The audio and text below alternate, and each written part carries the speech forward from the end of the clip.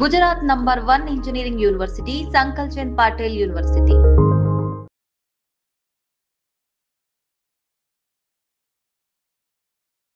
SLBC టన్నెల్లో rescue operation ఇంకా కొనసాగుతోంది. దాదాపుగా 30 రోజులు అవుతుంది. అంటే నెల రోజులు దాటింది కానీ 8 మంది ఎవరైతే కార్మికులు మిస్ అయినరో అందులో కేవలం ఒక మృతదేహాన్ని మాత్రమే బయటికి తీశారు.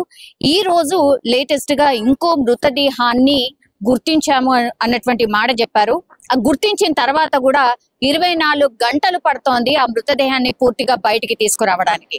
సో ఎగ్జాక్ట్లీ ఎక్కడుంది మృతదేహాన్ని గుర్తించామన్నటువంటి మాట చెప్పారు. కాబట్టి ఇప్పుడు తవ్వకాలు జరిపి పూర్తిగా మట్టిని ఏదైతే మృతదేహం కూరుకుపోయినటువంటి ప్రాంతం ఏదైతే ఉందో ఆ ప్రాంతాన్ని అక్కడే పూర్తిగా కార్మికుల ద్వారా ఆ మట్టినంతా తొలగించి ఆ మృతదేహాన్ని బయటికి తీసే అవకాశం ఉంటుంది. కానీ ఎవరు ఏంటి అనేది కూడా ఇంకా నిర్ధారణ అయితే కాలేదు. బట్ ఎగ్జాక్ట్లీ ఆ పాయింట్ లో మాత్రం ఒక మృతదేహాన్ని అయితే గుర్తించిన పరిస్థితి అయితే కనిపిస్తోంది.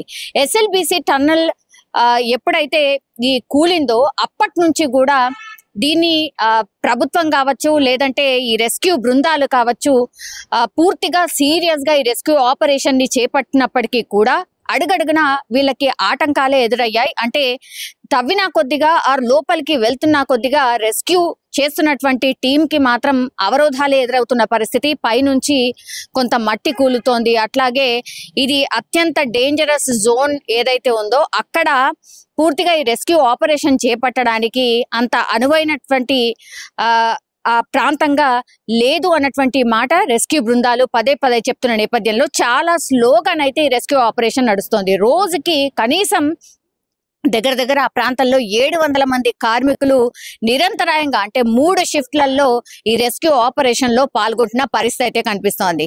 సో నెల రోజులు అయిపోయింది. బాధితుల కుటుంబాలు ఎవరైతే ఉన్నారో పాపం వాళ్ళ కోసము ఇంకా కూడా ఆ కుటుంబాలు ఎదురు చూస్తున్న పరిస్థితి అయితే కనిపిస్తోంది. ఒక భరోసా అయితే ఇస్తోంది ప్రభుత్వం, మిమ్మల్ని ఖచ్చితంగా మేము ఆదుకుంటాం, మీకు అండగా ఉంటామన్నటువంటి మాటలు అయితే చెప్తుంది. కానీ లోపల ఎవరైతే చిక్కుకుపోయి ఉన్నారో కార్మికులు ఎవరైతే లోపల ఉండిపోయి వాళ్ళు ఒకవేళ బయటకు వచ్చిన తర్వాత ఎట్లా ఉంటది అంటే వాళ్ళ డిఎన్ఏ టెస్ట్ చేసిన తర్వాత మాత్రమే కొంత నిర్ధారణకు వచ్చే అవకాశం ఉంటుంది.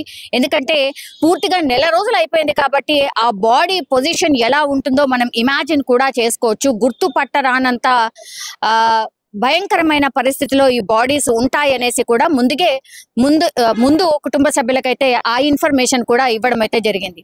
సో ఇప్పుడు ఎప్పుడైతే ఈ టీబీఎం విషయం అంటే అత్యంత టెక్నాలజీ ద్వారా ఈ టన్నెల్ తవ్వకం జరుగుతున్నటువంటి ఈ టీబీఎం మిషన్ ఏదైతే ఉండిందో అది పూర్తిగా ధ్వంసమైపోయిన పరిస్థితి. ఎందుకంటే ఆ బాడీస్ అక్కడే చిక్కుకుపోయాయి కాబట్టి ఆ మెషిన్ ని కట్ చేస్తూ ఇప్పుడు లోపలికి మెల్లిగా ఎంటర్ అవుతున్నారు కాబట్టి ఒక్కొక్క బాడీ బయటకు వస్తున్న పరిస్థితి. ఇప్పుడు టీబీఎం మిషన్ పూర్తిగా ధ్వంసం అయిపోయింది.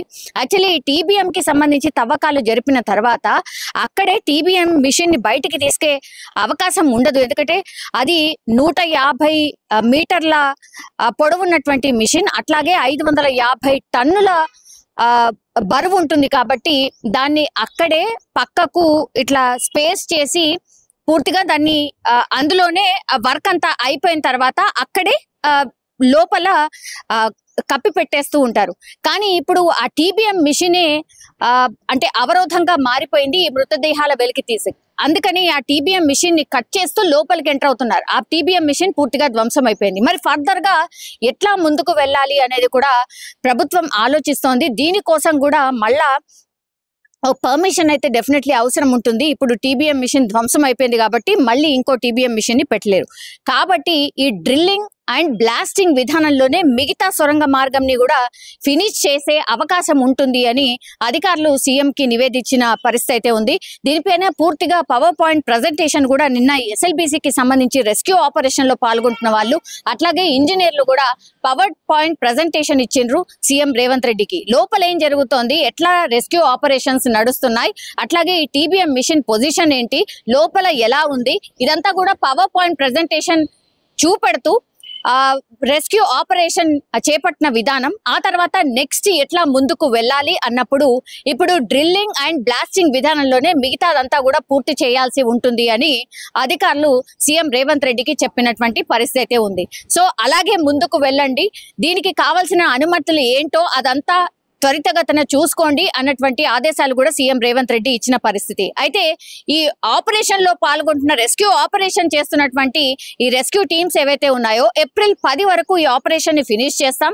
లోపల చిక్కుకున్నటువంటి మిగతా 6 అంటే ఈ రోజు ఏదైతే ఒక మృతదేహం దొరికింది కాబట్టి ఇంకా 6 మృతదేహాలు లోపలనే ఉండిపోయాయి కాబట్టి ఆ 6 మృతదేహాల్ని కూడా ఏప్రిల్ 10 వరకు అన్నిటినీ క్లియర్ చేస్తాం, బయటికి తీసుకొస్తామని సీఎం రేవంత్ రెడ్డికి వీళ్ళందరూ చెప్పినట్టుగా కూడా ఒక సమాచారం అయితే ఉంది. సో మొత్తంగా అయితే ఎస్ఎల్బిసి టన్నెల్లో ఇంకా రెస్క్యూ ఆపరేషన్స్ అయితే కొనసాగుతున్నాయి. ఈ రోజు ఇంకో మృతదేహం ఫైండ్ అవుట్ అయింది కాబట్టి ఇంకా కూడా త్వరితగతిన ఫాస్ట్ గా ఈ వర్క్ ని చేపడతాం. ఏప్రిల్ 10 వరకు ఎస్ఎల్బిసి టన్నెల్లో ఉన్నటువంటి అన్ని మృతదేహాలు, కార్మికుల మృతదేహాలు అన్నిటినీ కూడా క్లియర్ చేస్తాం, బయటికి తీసుకొస్తామనే ప్రామిస్ అయితే అధికారులు సీఎం రేవంత్ రెడ్డికి చెప్పిన సిచ్యువేషన్ అయితే కనిపిస్తోంది.